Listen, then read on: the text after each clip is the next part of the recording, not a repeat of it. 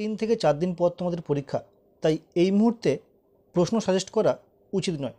তা সত্ত্বেও তোমরা যারা বলছো যে এখনও পর্যন্ত ঠিকঠাক পড়াশোনা করা হয়ে ওঠেনি, তাই এমন কয়েকটি প্রশ্ন দাও যাতে এই কদিনের মধ্যে তৈরি করে পরীক্ষাটা একদম খারাপ হওয়ার থেকে কিছুটা ভালো হয়। তো তাদের জন্যই আজকের এই ভিডিওটি।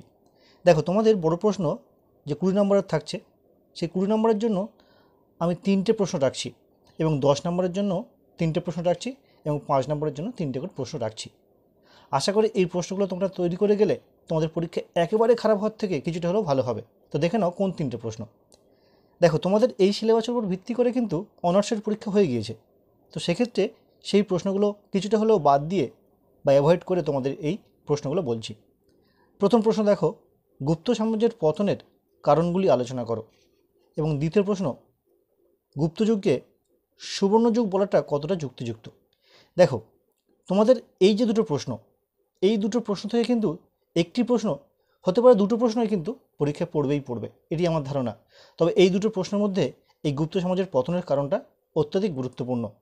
তো তোমাদেরকে বলবো তোমরা এই দুটো প্রশ্ন কিন্তু অবশ্যই তৈরি করে রেখো বা তৈরি করে যেও, যাতে করে একটা প্রশ্ন অন্তত কমন তোমরা পেতে পারো।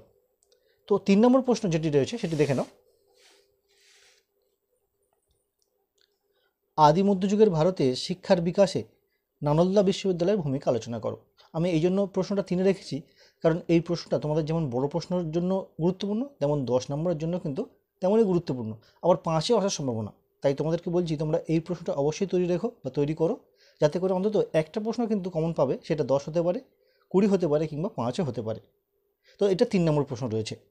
তো যদি তোমরা সময় একটু পাও তাহলে আরও দুটি প্রশ্ন তৈরি করো। সে দুটো কি, সে দুটো দেখে নাও। পল্লব স্থাপত্য ভাস্কর্যের উপর একটি প্রবন্ধ লেখো এবং শশাঙ্কের অধীনে একটি আঞ্চলিক শক্তি হিসাবে গৌড়ের উত্থান।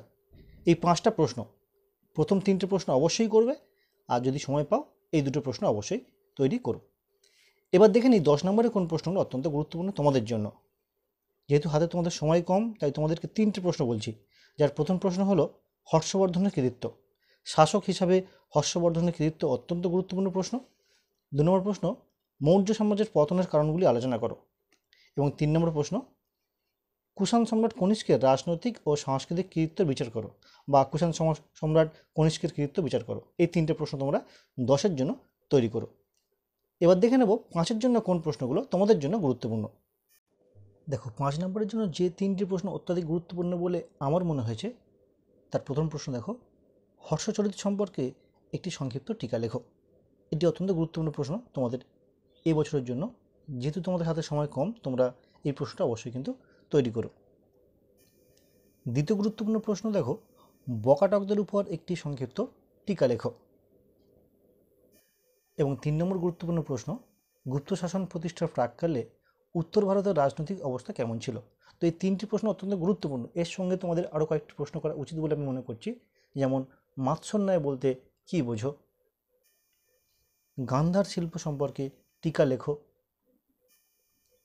ইন্দো রোমান বাণিজ্যের প্রধান বৈশিষ্ট্যগুলি আলোচনা করো, দ্বিতীয় নগরায়ণ বলতে কী বোঝো। এই প্রশ্নগুলো কিন্তু তোমাদের অত্যন্ত গুরুত্বপূর্ণ প্রশ্ন। যাই হোক, এইগুলো তোমরা তৈরি করো। আশা করি তোমাদের পরীক্ষা একেবারে খারাপ হওয়ার থেকেও কিছুটা ভালো হবে বলে আমি আশা করছি।